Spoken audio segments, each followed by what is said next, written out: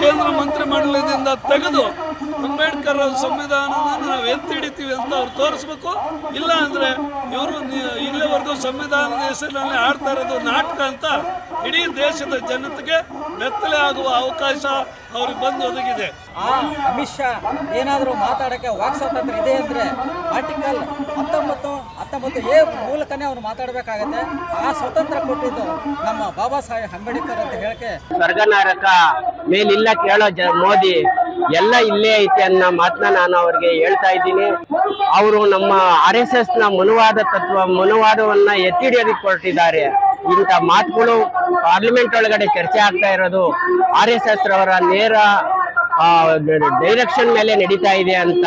ಇಂಥದನ್ನೆಲ್ಲದನ್ನು ಬಿಟ್ಟು ಬಾಬಾ ಸಾಹೇಬ್ರ ಸಂವಿಧಾನದಿಂದನೇ ಸಹ ತಾವು ಸಹ ಲೋಕಸಭೆಗೆ ಆಯ್ಕೆ ಆಗಿ ಬಂದಿದ್ದೀರಾ. ಪ್ರಧಾನಮಂತ್ರಿಗಳು ಸಹ ಇವತ್ತು ಲೋಕಸಭೆಗೆ ಆಯ್ಕೆ ಆಗಿ ಬಂದಿರೋದನ್ನು ಸಹ ಸಂವಿಧಾನದಿಂದ. ಅಂತ ಸಂವಿಧಾನ ಕೊಟ್ಟಂತಹ ಮಹಾತ್ಮರನ್ನ ಪೂಜಿಸಿ ಅವರ ಸಂವಿಧಾನ ಚಾಚು ತಪ್ಪದೆ ಜಾರಿಗೆ ಬಂದಿದ್ರೆ ಅಮಿತ್ ಶಾ ಅವರು ನಿಜವಾಗ್ಲೂ ಅವ್ರಿಗೆ ಸಂವಿಧಾನದ ಬಗ್ಗೆ ಅರಿವಿಲ್ಲ. ಯಾಕಂತಂದ್ರೆ ಬಾಬಾ ಸಾಹೇಬ್ ಅಂಬೇಡ್ಕರ್ ಬಗ್ಗೆ ಅವ್ರು ತಿಳ್ಕೊಂಡಿದ್ರೆ ಈ ರೀತಿ ಮಾತಾಡ್ತಿರ್ಲಿಲ್ಲ. ಇವತ್ತು ಅಮಿತ್ ಶಾ ಅಂತವರು ಅಲ್ಲಿ ಕೂತಿರೋದಕ್ಕೆ ಕಾರಣ ಅಂಬೇಡ್ಕರ್ ಸಂವಿಧಾನ ಗುನುಗ್ತಾ ಇದ್ದಾರೆ ಅಂತ ಹೇಳ್ತಾ ಇದಾರಲ್ಲ, ಗುನುಗದಲ್ಲ. ಈ ದೇಶದ ಈ ಪ್ರಪಂಚದ ಜನ ಉಸಿರಾಡ್ತಾ ಇದ್ದಾರೆ ಅಂಬೇಡ್ಕರ್ನ. ಬರೀ ಗುನುಗದಲ್ಲ, ಅವರು ಈ ದೇಶಕ್ಕೆ ಅನ್ನ ನೀಡಿದ್ದಾರೆ, ಶಿಕ್ಷಣ ನೀಡಿದ್ದಾರೆ, ಉದ್ಯೋಗ ನೀಡಿದ್ದಾರೆ, ಶೋಷಿತರ ಮಾನ ಪ್ರಾಣ ರಕ್ಷಣೆ ಮಾಡಿದ್ದಾರೆ. ಇವತ್ತು ಅಂಬೇಡ್ಕರ್ ನಮಗೆಲ್ಲ ದೇವ್ರೆ, ಇಡೀ ಪ್ರಪಂಚಕ್ಕೆ ದೇವ್ರೆ. ಸಮಾನತೆಯಿಂದ ಬದುಕಲಿ ಅಂತ ಆಶಯದಿಂದ ಅವರು ಜೀವಿತ ಕಾಲದುದ್ದಕ್ಕೂ ಹೋರಾಟ ಮಾಡಿ ಸಂವಿಧಾನ ರಚಿಸಿ ಈ ದೇಶದ ಜನಗಳಿಗೆ, ಎಲ್ಲ ಜನಗಳು, ಬರೀ ದಲಿತರೇ ಅಲ್ಲ, ಹಿಂದುಳಿದವರು, ಅಲ್ಪಸಂಖ್ಯಾತರು, ಮಹಿಳೆಯರು, ಎಲ್ಲ ಸಕಲ ಎಲ್ಲ ಜನಗಳಿಗೂ ಸಹ ಇವರು ಮಾಡಿದಂಥ ಕಾರ್ಯ ಅಮಿತ್ ಶಾ ಅವ್ರಿಗೆ ಕಾಣಲಿಲ್ವಾ? ನಾನು ಹೇಳ್ತಾ ಇರೋದು, ಅಮಿತ್ ಶಾ ಅಂತ ಘನವೆತ್ತ ಈ ಸರ್ಕಾರದ ಉನ್ನತ ಹುದ್ದೆಯಲ್ಲಿರೋಂಥವ್ರು, ಈ ದೇಶದ ಜನತೆ ಕಾಪಾಡ ಅಂಥವ್ರು ಈ ರೀತಿ ಅವಮಾನ ಮಾಡೋದ್ರಿಂದ ಈ ಜನಕ್ಕೆ ನೋವಾಗಿದೆ, ಸಂಕಟ ಆಗಿದೆ. ಆ ಸಂಕಟದಿಂದ ಅವರ ಹೇಳಿಕೆಯನ್ನು ಖಂಡಿಸ್ತಾ, ಅವ್ರನ್ನ ವಿರೋಧಿಸ್ತಾ, ಅವರು ಈ ಕ್ಷಣದಿಂದಲೇ ಆ ಪಾರ್ಲಿಮೆಂಟಲ್ಲಿ ಆಕ್ಯುಪೈ ಮಾಡ್ಕೊಂಡಂಥ ಸ್ಥಾನದಿಂದ ಕೆಳಗಿಳಿದು ಮನೆಗಿರೋದು ತುಂಬ ಸೂಕ್ತವಾದ್ದು. ಇವರು ದೇಶ ಕಾಪಾಡೋರಲ್ಲ, ಜನ ಕಾಪಾಡೋರಲ್ಲ. ಕಾಪಾಡ ಅಂತ ಜನರನ್ನ ಅವಹೇಳನ ಮಾಡೋದು, ಅವಮಾನ ಮಾಡೋದು. ಅಮಿತ್ ಶಾ ಮಾತಾಡ್ತಕ್ಕಂಥದ್ದು ಅವಹೇಳನ, ದೇಶದ್ರೋಹಿ ಥರದ್ದು ಅವಹೇಳನ ಚಿತ್ರ. ಸಂವಿಧಾನ ಶಿಲ್ಪಿ ಬಾಬಾ ಸಾಹೇಬ್ರ ಬಗ್ಗೆ ನೀಚ ವೃತ್ತಿಯನ್ನು ತೋರಿಸಿರ್ತಕ್ಕಂಥದ್ದು ಅವಹೇಳನಕಾರಿ. ಅವನ್ನ ಇಂದಿನಿಂದಲೇ ಅವನು ವಜಾ ಮಾಡಿ ಗಡೀಪಾರು ಮಾಡಬೇಕು ಅಂತ ನಾನು ಎಲ್ಲ ಈ ಸಮುದಾಯ ಪರವಾಗಿ ಕೋರ್ತಾ ಇದ್ದೀನಿ. ಪಾರ್ಲಿಮೆಂಟಲ್ಲಿ ಗೃಹ ಸಚಿವರಾದಂತಹ ಅಮಿತ್ ಶಾ ಅವರು ಏನು ಅಂದರೆ ಬೆಂಕಿ ಹಚ್ಚಿದ್ದಾರೆ ದೇಶಾದ್ಯಂತ. ಯಾರು ದಲಿತರು ಎಲ್ಲ ಸಮಾಜದವರು ಈ ನಮ್ಮ ಕರ್ನಾಟಕ 140 ಕೋಟಿ ಜನಸಂಖ್ಯೆ ಯಾವ ರೀತಿ ದೇವರುಗಳನ್ನ ಹೆಂಗೆ ಪೂಜೆ ಮಾಡ್ತಾರೋ ಅದೇ ರೀತಿ ಬಾಬಾ ಸಾಹೇಬ್ ಅಂಬೇಡ್ಕರ್ನ ಪೂಜೆ ಮಾಡೋಂಥ ದೇವ್ರನ್ನೇ ಸಹ ಇವತ್ತು ಅವರಿಗೆ ಅವಹೇಳನ ಮಾಡಿದ್ದಾರೆ. ಆದ್ದರಿಂದ ಮುಂದಿನ ದಿನಗಳಲ್ಲಿ ನಮ್ಮ ಜನ ಇದಕ್ಕೆ ಅವಕಾಶ ಕೊಡದಂತೆ ಎಲ್ಲ ರೀತಿಯಾದಂಥ ಸಂಘಟನೆ ಮಾಡಿ ಇದನ್ನು ನಾವು ಮುಂದಿನ ದಿನಗಳಲ್ಲಿ ಈ ರೀತಿ ಯಾವುದೇ ರಾಜಕಾರಣಿಗಳು ಬಾಬಾ ಸಾಹೇಬ್ ಅಂಬೇಡ್ಕರ್ ಅವಮಾನ ಮಾಡದಂತೆ ನೋಡ್ಕೋಬೇಕು ಅಂತ ಹೇಳಿ ನಾನು ಈ ರೀತಿ ಒತ್ತಾಯ ಮಾಡ್ತಾ ಇದ್ದೀವಿ. ಹಾಗೂ ಅಮಿತ್ ಶಾ ಅವರು ಕೂಡಲೇ ಆ ಒಂದು ಸ್ಥಾನಕ್ಕೆ ರಾಜೀನಾಮೆ ಕೊಟ್ಟು ಈ ದೇಶದ ಸಂವಿಧಾನನ ಎತ್ತಿಡಿಬೇಕು ಅಂತ ಹೇಳಿ ನಾನು ಒಂದೆರಡು ಮಾತು ಹೇಳ್ತಾ ಇದ್ದೀನಿ. ಕೂಡಲೇ ಕೇಂದ್ರ ಮಂತ್ರಿಮಂಡಲದಿಂದ ತೆಗೆದು ಅಂಬೇಡ್ಕರ್ ಸಂವಿಧಾನವನ್ನು ನಾವು ಎತ್ತಿ ಹಿಡಿತೀವಿ ಅಂತ ಅವ್ರು ತೋರಿಸ್ಬೇಕು. ಇಲ್ಲ ಅಂದರೆ ಇವರು ಇಲ್ಲಿವರೆಗೂ ಸಂವಿಧಾನದ ಹೆಸರಿನಲ್ಲಿ ಆಡ್ತಾ ಇರೋದು ನಾಟಕ ಅಂತ ಇಡೀ ದೇಶದ ಜನತೆಗೆ ಬೆತ್ತಲೆ ಆಗುವ ಅವಕಾಶ ಅವ್ರಿಗೆ ಬಂದು ಒದಗಿದೆ. ಇವರು ನಾಗರಿಕರು ಆ ಅಭಿಪ್ರಾಯನ ಖಂಡಿಸ್ತಾ ಇದ್ದೀವಿ. ನನ್ನ ಹೆಸರು ಡಾಕ್ಟರ್ YK ಬಾಲಕೃಷ್ಣ ಅಂತ. ಇವತ್ತು ಎಲ್ಲ ಪ್ರಗತಿಪರ ದಲಿತ ಪರ ಸಂಘಟನೆಗಳ ಪರವಾಗಿ ಮತ್ತು ಅಂಬೇಡ್ಕರ್ ಸಮತಾ ಸಂಘಟನೆಗಳ ಪರವಾಗಿ ನಾವೆಲ್ಲ ಶೋಷಿತರ ಪರವಾಗಿ ಈ ಅಭಿಪ್ರಾಯನ ವ್ಯಕ್ತಪಡಿಸ್ತಾ ಇದ್ದೀವಿ. ಗೃಹ ಸಚಿವರಾದಂಥ ಅಮಿತ್ ಶಾ ಅವರು ಒಂದು ಹೇಳಿಕೆ ಕೊಟ್ಟಿರ್ತಾರೆ, ಅಂಬೇಡ್ಕರ್ ಬಗ್ಗೆ ಅವಹೇಳನವಾಗಿ ಹೇಳಿಕೆ ನೀಡುತ್ತಾರೆ. ನಾನು ಈ ಸಂದರ್ಭದಲ್ಲಿ ಹೇಳಕ್ಕೆ ಇಚ್ಛೆಪಡ್ತೀನಿ, ಆ ಅಮಿತ್ ಶಾ ಏನಾದರೂ ಮಾತಾಡೋಕ್ಕೆ ವಾಕ್ ಸ್ವಾತಂತ್ರ್ಯ ಇದೆ ಅಂದರೆ ಆರ್ಟಿಕಲ್ 19(a) ಮೂಲಕನೇ ಅವನು ಮಾತಾಡಬೇಕಾಗತ್ತೆ. ಆ ಸ್ವತಂತ್ರ ಕೊಟ್ಟಿದ್ದು ನಮ್ಮ ಬಾಬಾ ಸಾಹೇಬ್ ಅಂಬೇಡ್ಕರ್ ಅಂತ ಹೇಳಕ್ಕೆ ಅದಲ್ದಲೇ ಅವನನ್ನು ಈ ಈ ಸಚಿವ ಸ್ಥಾನದಿಂದ ವಜಾ ಮಾಡಬೇಕು ಅಂತ ಹೇಳಿ ನಾನು ಕೇಂದ್ರ ಸರ್ಕಾರ ಒತ್ತಾಯ ಮಾಡುತ್ತಿದ್ದೇನೆ. ಕಳೆದ 2 ದಿನದಿಂದ ಹಿಂದೆ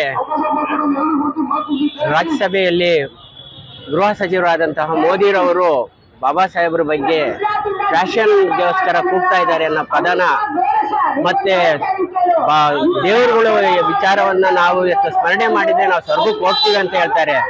ಆದ್ರೆ ನಾನು ಮೋದಿಯವರಿಗೆ ಹೇಳಕ್ ಬಯಸ್ತಾ ಇದ್ದೀನಿ, ಸ್ವರ್ಗ ನರಕ ಮೇಲಿಲ್ಲ ಕೇಳೋ ಮೋದಿ ಎಲ್ಲ ಇಲ್ಲೇ ಐತಿ ಅನ್ನೋ ಮಾತನ್ನ ನಾನು ಅವ್ರಿಗೆ ಹೇಳ್ತಾ ಇದ್ದೀನಿ.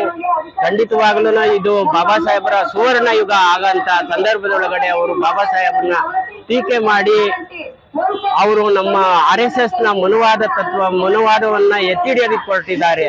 ಇಂಥ ಮಾತುಗಳು ಪಾರ್ಲಿಮೆಂಟ್ ಒಳಗಡೆ ಚರ್ಚೆ ಆಗ್ತಾ ಇರೋದು RSS ರವರ ನೇರ ಡೈರೆಕ್ಷನ್ ಮೇಲೆ ನಡೀತಾ ಇದೆ ಅಂತ ಅವ್ರಿಗೆ ಹೇಳಲು ಬಯಸ್ತಾ ಇದ್ದೀನಿ. ಇಂಥವನ್ನೆಲ್ಲದನ್ನು ಬಿಟ್ಟು ಬಾಬಾ ಸಾಹೇಬ್ರ ಸಂವಿಧಾನದಿಂದನೇ ಸಹ ತಾವು ಸಹ ಲೋಕಸಭೆಗೆ ಆಯ್ಕೆ ಆಗಿ ಬಂದಿದ್ದೀರಾ. ಪ್ರಧಾನಮಂತ್ರಿಗಳು ಸಹ ಇವತ್ತು ಲೋಕಸಭೆಗೆ ಆಯ್ಕೆ ಆಗಿ ಬಂದಿರೋದನ್ನು ಸಹ ಸಂವಿಧಾನದಿಂದ ಅಂತ ಸಂವಿಧಾನ ಕೊಟ್ಟಂತಹ ಮಹಾತ್ಮರನ್ನ ಪೂಜಿಸಿ ಅವರ ಸಂವಿಧಾನ ಚಾಚು ತಪ್ಪದೆ ಜಾರಿಗೆ ಬಂದಿದ್ರೆ ಈ ದೇಶ ಖಂಡಿತವಾಗ್ಲೂ ಸುವರ್ಣ ಯುಗ ಆಗಿ ಮಾರ್ಪಡ್ತಾ ಇತ್ತು ಅಂತ ನಾನು ಹೇಳಲು ಬಯಸ್ತಾ ಇದ್ದೀನಿ. ಲೋಕಸಭೆಯಲ್ಲಿ ಅಮಿತ್ ಶಾ ಅವರು ಭಾಷಣ ಮಾಡ್ತಕ್ಕಂಥ ಸಂದರ್ಭದಲ್ಲಿ ಬಾಬಾ ಸಾಹೇಬ್ ಅಂಬೇಡ್ಕರ್ ಅವರ ಹೆಸರು ಹೇಳೋದ್ರ ಬದಲು ಹಾದಿ ಬೀದಿಲಿ ಅಂಬೇಡ್ಕರ್ ಅವ್ರ ಹೆಸರು ಹೇಳ್ತಾರೆ, ಅದ್ರ ಬದಲು ದೇವ್ರ ಹೆಸರು ಹೇಳಿದರೆ ಸ್ವರ್ಗಕ್ಕೆ ಸೇರ್ತಾರೆ ಅಂತ ಹೇಳಿದರು. ಇದನ್ನು ದಲಿತ ಸಂಘಟನೆಗಳು, ಪ್ರಗತಿಪರ ಸಂಘಟನೆಗಳು, ರಾಜಕೀಯ ಮುಖಂಡರುಗಳು, ವಿಚಾರವಂತರು ಎಲ್ಲರೂ ಈ ದಿನ ಖಂಡಿಸ್ತಾ ಇದ್ದೀವಿ. ಏನಂತಂದರೆ ಅಮಿತ್ ಶಾ ಅವರು ಒಬ್ಬ ಕೊಲೆಗಡಕ. ಅಮಿತ್ ಶಾ ಅವರು ನಿಜವಾಗ್ಲೂ ಅವರಿಗೆ ಸಂವಿಧಾನದ ಬಗ್ಗೆ ಅರಿವಿಲ್ಲ, ಬಾಬಾ ಸಾಹೇಬ್ ಅಂಬೇಡ್ಕರ್ ಬಗ್ಗೆ ಅವ್ರಿಗೆ ತಿಳ್ಕೊಂಡಿಲ್ಲ. ಯಾಕಂತಂದರೆ ಬಾಬಾ ಸಾಹೇಬ್ ಅಂಬೇಡ್ಕರ್ ಬಗ್ಗೆ ಅವ್ರು ತಿಳ್ಕೊಂಡಿದ್ರೆ ಈ ರೀತಿ ಮಾತಾಡ್ತಿರ್ಲಿಲ್ಲ. ಹಾಗಾಗಿ ನಾನು ಈ ಸಂದರ್ಭದಲ್ಲಿ ಸರ್ಕಾರಕ್ಕೆ ಒತ್ತಾಯ ಮಾಡೋದ್ರಿಂದ BJP ಸರ್ಕಾರದ ಇದು ಪ್ರಧಾನಮಂತ್ರಿ ಅವರಿಗೆ ಕೂಡಲಿಗೆ ಬಾಬಾ ಸಾಹೇಬ್ ಅಂಬೇಡ್ಕರ್ ಬಗ್ಗೆ ನಿಮಗೆ ಸಂವಿಧಾನದ ಬಗ್ಗೆ ಗೌರವ ಇದ್ದರೆ ಅಮಿತ್ ಶಾವನ್ನ ಕೂಡಲೇ ಕೆಲಸ ಮಾಡಬೇಕು. ಆಮೇಲೆ ಏನು ರಾಷ್ಟ್ರಪತಿಗಳೇನಿದ್ದಾರೆ ಕೂಡಲೇ ಅವರನ್ನು ಅಮಿತ್ ಶಾ ಅಂತ ಮೇಲೆ ಕ್ರಮ ತಗೊಂಡು ಕೂಡಲೇ ಅವ್ರನ್ನ ಸ್ಥಾನದಿಂದ ಕಳಿಸಬೇಕಂತ ಹೇಳಿ ಈ ಸಂದರ್ಭದಲ್ಲಿ ನಾನು BJP ಸರ್ಕಾರಕ್ಕೆ ಪ್ರಧಾನಮಂತ್ರಿಗೆ ಒತ್ತಾಯ ಮಾಡ್ತಾ ಇದ್ದೀನಿ. ಪಾರ್ಲಿಮೆಂಟಲ್ಲಿ ಅಂಬೇಡ್ಕರ್ಗೆ ಅವಮಾನ ಮಾಡಿದಂಥದ್ದು ಇಡೀ ದೇಶದ ಪ್ರಪಂಚದ ಯಾವ ಮನುಷ್ಯನೂ ಸಹ ಕ್ಷಮಿಸಲಾರ. ಯಾಕೆಂದರೆ ಇವತ್ತು ಅಮಿತ್ ಶಾ ಅಂತವರು ಅಲ್ಲಿ ಕೂತಿರೋದಕ್ಕೆ ಕಾರಣ ಅಂಬೇಡ್ಕರ್ ಸಂವಿಧಾನ. ಆದರೆ ಇವತ್ತು ಅವ್ರನ್ನ ಅವಹೇಳನ ಮಾಡಿದ್ದಾರೆ. ಏನು ದೇವ್ರನ್ನ ಜ್ಞಾಪಿಸ್ಕೋಬೇಕು ಗುನುಗ್ತಾ ಇದ್ದಾರೆ ಅಂತ ಹೇಳ್ತಾ ಇದ್ದಾರಲ್ಲ, ಗುನುಗದಲ್ಲ. ಈ ದೇಶದ ಈ ಪ್ರಪಂಚದ ಜನ ಉಸಿರಾಡ್ತಾ ಇದ್ದಾರೆ ಅಂಬೇಡ್ಕರ್ನ. ಬರೀ ಗುನುಗದಲ್ಲ, ಅವರು ಈ ದೇಶಕ್ಕೆ ಅನ್ನ ನೀಡಿದ್ದಾರೆ, ಶಿಕ್ಷಣ ನೀಡಿದ್ದಾರೆ, ಉದ್ಯೋಗ ನೀಡಿದ್ದಾರೆ, ಶೋಷಿತರ ಮಾನ ಪ್ರಾಣ ರಕ್ಷಣೆ ಮಾಡಿದ್ದಾರೆ.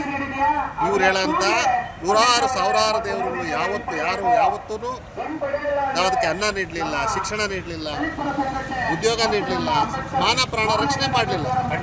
ಹಂಗಾಗಿ ಇವತ್ತು ಅಂಬೇಡ್ಕರ್ ನಮಗೆಲ್ಲ ದೇವರೇ, ಇಡೀ ಪ್ರಪಂಚಕ್ಕೆ ದೇವರೇ.